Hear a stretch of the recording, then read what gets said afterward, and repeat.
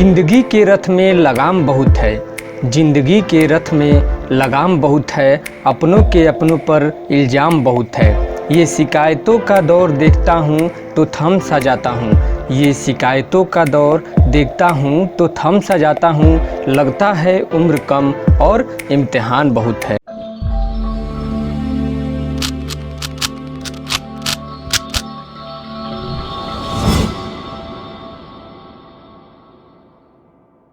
चलिए दोस्तों, तो तैयार हैं आप सभी सीखने के लिए। चलिए लेट्स लर्न। दोस्तों आज हम लोग गुप्त साम्राज्य के बारे में चर्चा करेंगे, जो कि काफ़ी इम्पोर्टेंट है। आप सभी का इंतज़ार ख़त्म हुआ है। गुप्त साम्राज्य के बारे में काफ़ी अच्छे से हम लोग नॉलेज इसमें लेने वाले हैं। और एक बात आपको बता दूं, वीडियो लास्ट तक देखिएगा, वीडियो लास्ट तक देखिएगा, आप लोगों को काफ़ी फ़ायदा होने वाला है। गुप्त साम्राज्य के बारे में काफ़ी अच्छे से हम लोग इसमें चर्चा करने वाले हैं। दोस्तों ध्यान दीजिए, मौर्य काल के जब पतन हो जाता है, मौर्य काल का पतन हम लोगों ने पढ़ लिया था। मौर्य काल के बारे में सारी डिटेल हम लोगों ने पढ़ लिए हैं। अगर आप लोग हमारे चैनल पर नए हैं तो चैनल में प्लेलिस्ट बना हुआ है, वहां से जाकर आप लोग मौर्य काल के बारे में देख लीजिएगा, स्टडी कर लीजिएगा। मौर्य काल के पतन के बाद में क्या होता है, बहुत ज़्यादा समय तक क्या होता है कि भारत में शासन के दोस्तों कोई भी राजा नहीं हो पाया था। मौर्य काल जब पतन हुआ था तो उस समय भारत में बहुत लंबे समय तक वहाँ जो भारत है शासन के अंतर्गत नहीं आ सका था। और इसकी कमी को पूरा करने के लिए गुप्त शासक द्वारा यहाँ पे आया जाता है, और गुप्त शासकों ने इसकी कमी को पूरा किया। और लगभग पूरे भारत पर राजनीतिक क्षेत्र का जो पूरा भारत है, पूरे भारत पर गुप्त शासकों ने अपना अधीन कर लिया था। और वहाँ के आर्थिक सामाजिक क्षेत्र में उन्नति का मार्ग दोस्तों काफ़ी प्रशस्त किया था। गुप्त काल में काफ़ी भारत की उन्नति आप लोग को देखने को मिलेगी। चलिए सबसे पहले बात करते हैं, सबसे पहला शासक कौन था गुप्त साम्राज्य का। तो सबसे पहला शासक गुप्त साम्राज्य का कौन था? श्रीगुप्त। कौन था? श्रीगुप्त, जिसका शासनकाल 240 से 280 ईस्वी तक रहता है, यानी कि टोटल 40 साल इसका शासन रहता है।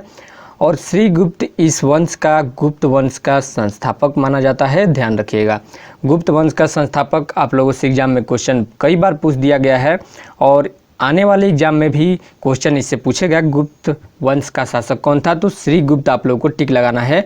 और यदि ऑप्शन में श्रीगुप्त नहीं होता है तो आप लोग क्या करेंगे, ऑप्शन में अगर श्रीगुप्त नहीं होता है तो आप लोग चंद्रगुप्त प्रथम लगा सकते हैं।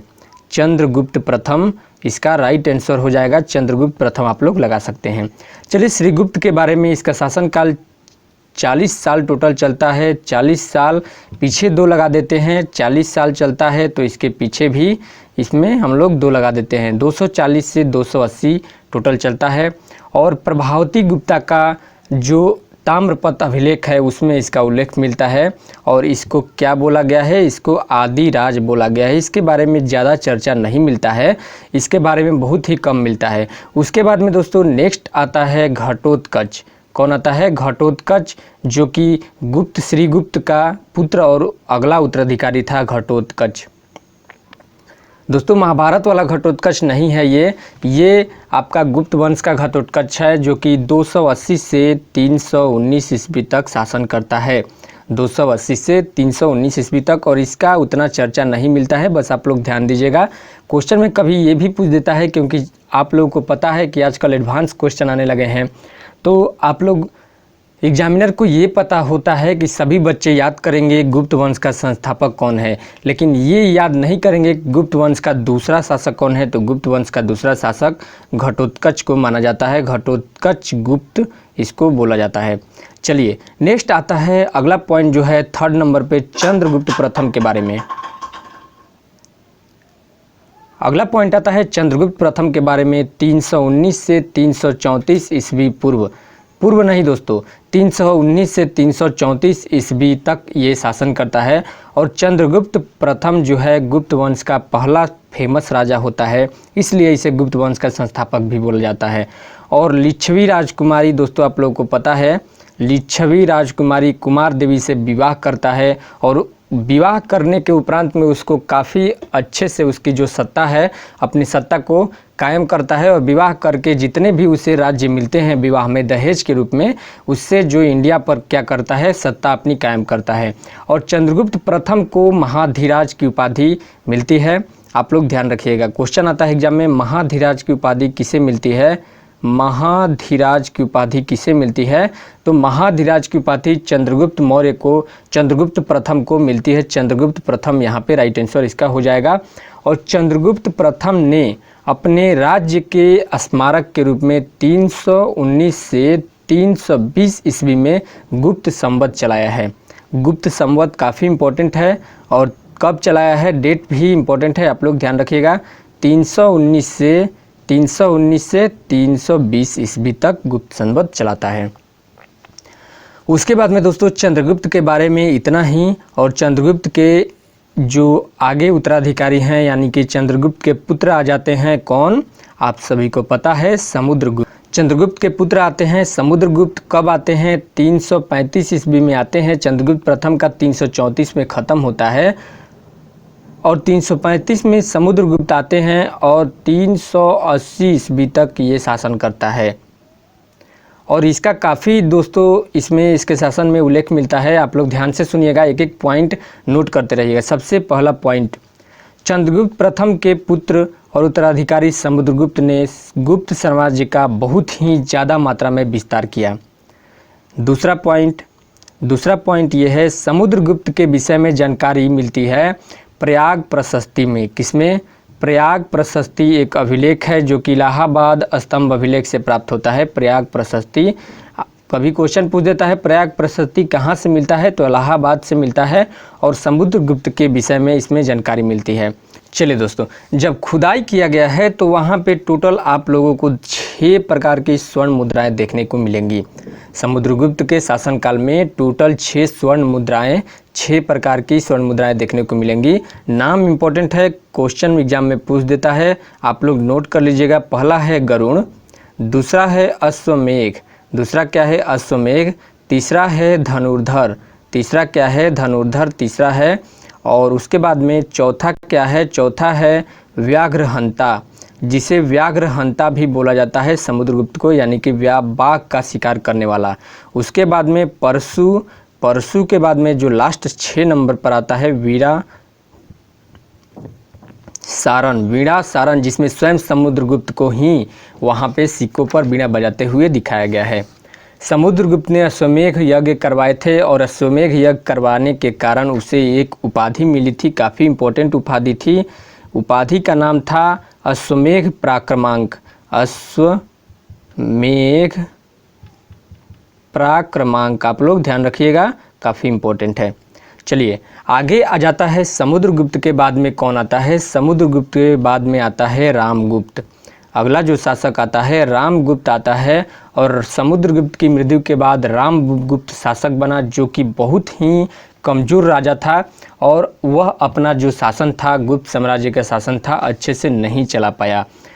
विशाखा दत्त कृत देवी चंद्रगुप्तम के अनुसार रामगुप्त शकों के साथ युद्ध में बुरी तरह से पराजित हो गया था। जब शक के साथ युद्ध हुआ था तो रामगुप्त के बहुत बुरी तरह से हार का सामना करना पड़ा और शक राजा, उसकी पत्नी, शक राजा क्या किया था? रामगुप्त की पत्नी जिनका नाम ध्रुव देवी था, उनको प्राप्त करना चाहता था और रामगुप्त ने अपनी पत्नी को शक शासक को देने का फैसला कर लिया हार के बाद में।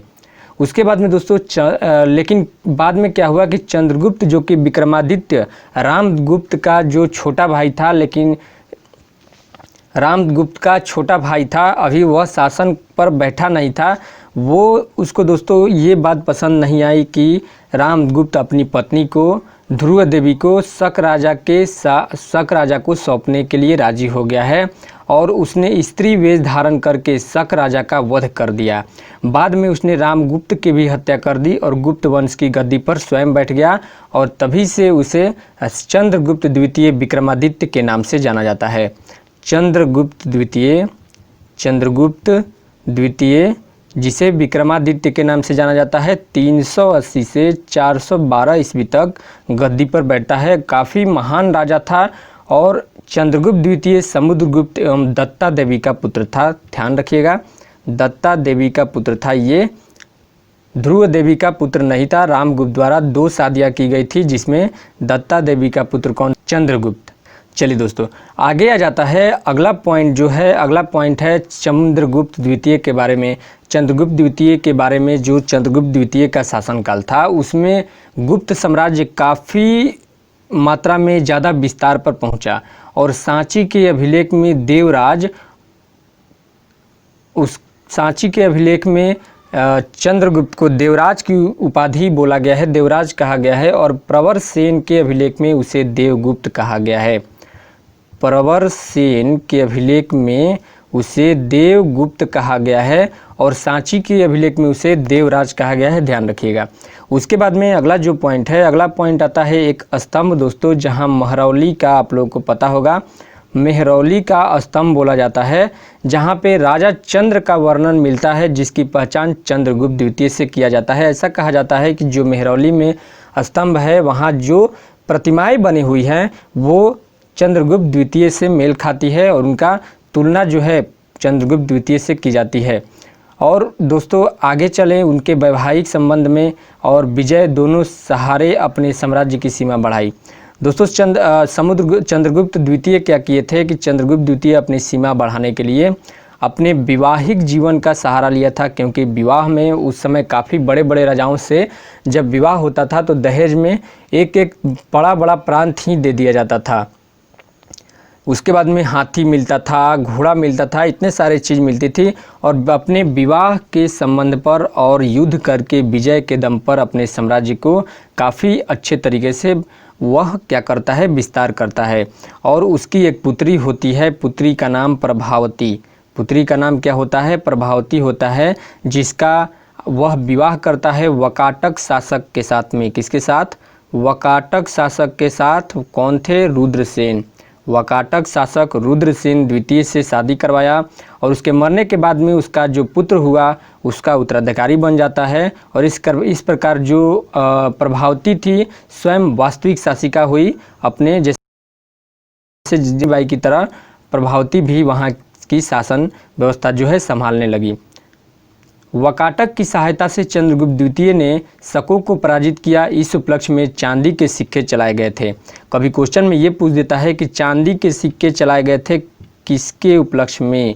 तो चांदी के सिक्के जब चंद्रगुप्त द्वितीय शकों को पराजित करते हैं और पराजित करने के बाद में जब विजय हासिल हो जाती है तो चांदी के सिक्के चलाते हैं। और इस विजय के बाद में उसे शाकाहारी कहा गया और विक्रमादित्य की उपाधि धारण की।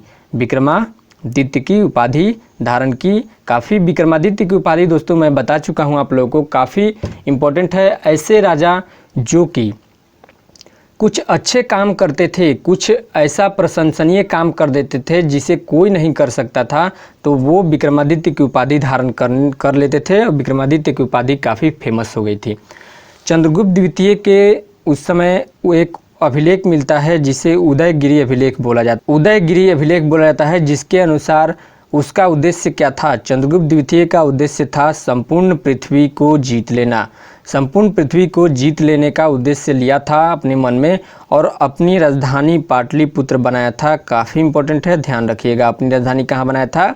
अपनी राजधानी पाटलिपुत्र बनाता है। और उज्जैन को, ये पहली राजधानी थी, और दूसरी राजधानी कहाँ पे बनाता है? दूसरी राजधानी उज्जैन में बनाता है। आप लोग ध्यान रखिएगा।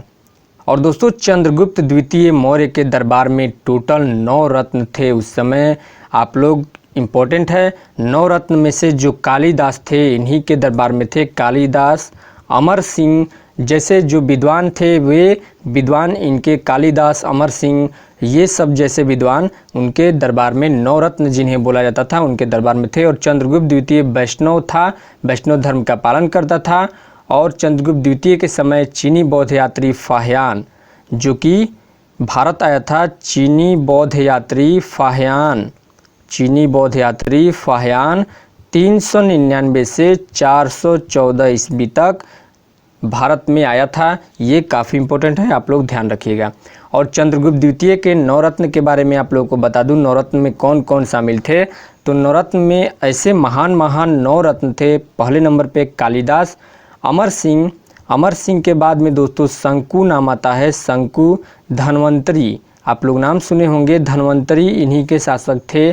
छपड़क, बेताल भट्ट, जो कि विक्रम बेताल आप लोग कभी कहानी देखे होंगे तो उसमें आप लोगों को पता चलेगा। बेताल भट्ट, वररुचि, घटकरपर और वराह महिर जी, जो कि काफ़ी माहिर अर्थशास्त्री थे और पंडित जी काफ़ी माहिर पंडित थे और इनके द्वारा ही उनकी चंद्रगुप्त की कुंडली हमेशा देखी जाती थी और काफ़ी विजय प्राप्त कर लिया था। इसके बाद में दोस्तों हम लोग पढ़ेंगे कुमार गुप्त के बारे में अगले वीडियो में, अगले टॉपिक के साथ में। आप लोग कमेंट बॉक्स में कमेंट करके मुझे बताइएगा नीचे कि कैसा रहा आज का सेशन और आप लोग को मज़ा आया या नहीं आया। अगर मज़ा आया तो कमेंट बॉक्स में लिखिएगा yes I need more video, I need more video, यानी कि हमें और वीडियो चाहिए। तो जल्दी से एक बार थम्स अप कर दीजिए और दोस्तों में शेयर कर दीजिए। और अगर आप हमारे चैनल पर नए हैं तो चैनल को सब्सक्राइब करना मत भूलिएगा। चलिए मिलते हैं अपने नेक्स्ट वीडियो में। चंद्रगुप्त प्रथम आप लोग पढ़ के आइएगा, कुमार गुप्त प्रथम के बारे में।